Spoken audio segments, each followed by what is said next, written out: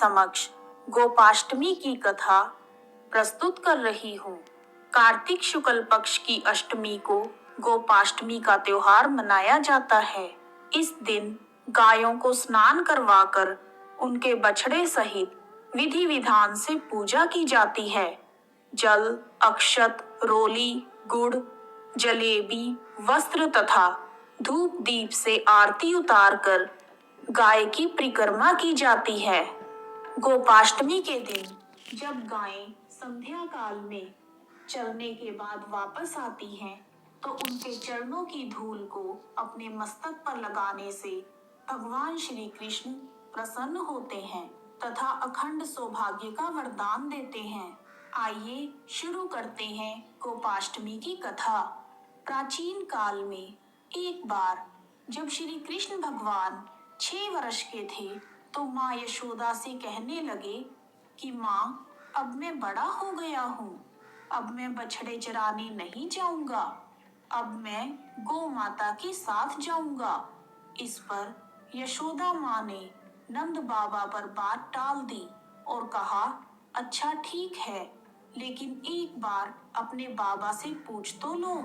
इस पर भगवान श्री कृष्ण नंद बाबा से जाकर कहने लगे, बाबा बाबा, अब मैं बछड़े नहीं बल्कि गाय चराने जाऊंगा।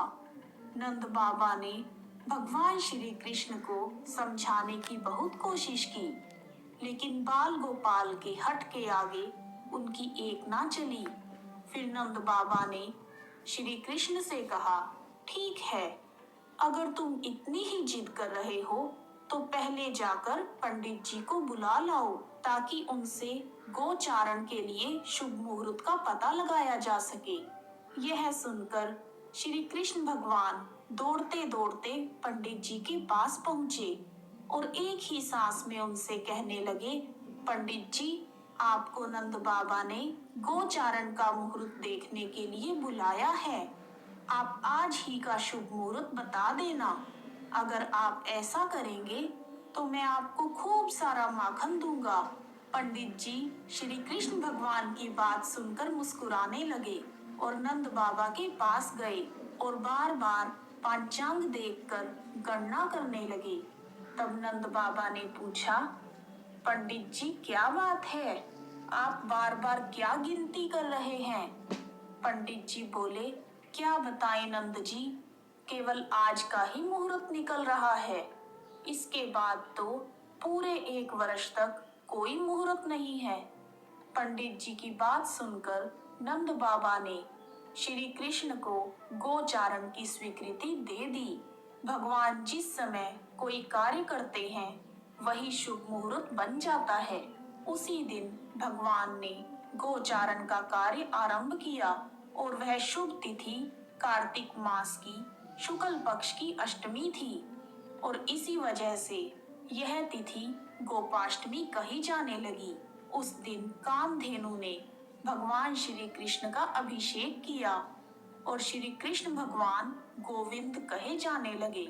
माता यशोदा ने अपने लल्ला का श्रृंगार किया और जैसे ही माँ यशोदा श्री कृष्ण के पैरों में जूतियां पहनाने लगी, तो श्री कृष्ण ने मना कर दिया और बोले, मैया, यदि मेरी गाय जूतियां नहीं पहनती तो मैं कैसे पहन सकता हूँ?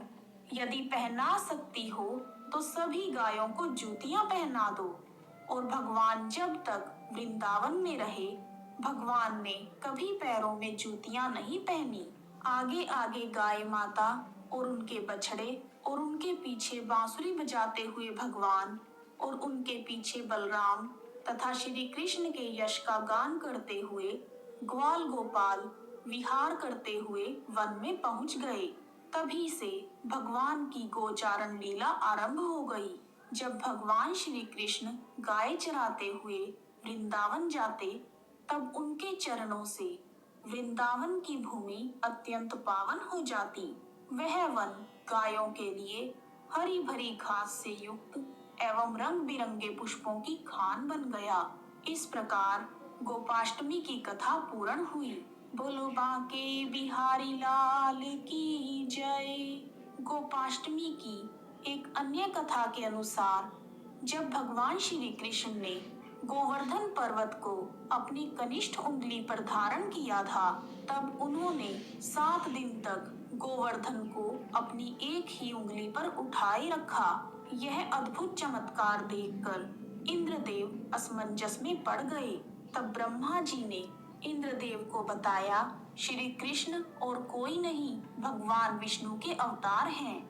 यह सत्य जानकर अष्टमी के दिन इंद्र ने अपनी पराजय स्वीकार कर ली और उनका अहंकार टूट गया और वह श्री कृष्ण भगवान की शरण में आ गए। जिसके बाद भगवान श्री कृष्ण ने कार्तिक शुक्ल अष्टमी के दिन गोवर्धन पर्वत को नीचे रखा। मान्यता यह भी है कि उसी दिन के बाद से ही हर वर्ष कार्तिक शुक्ल अष्टमी को गोपाष्टमी का उत्सव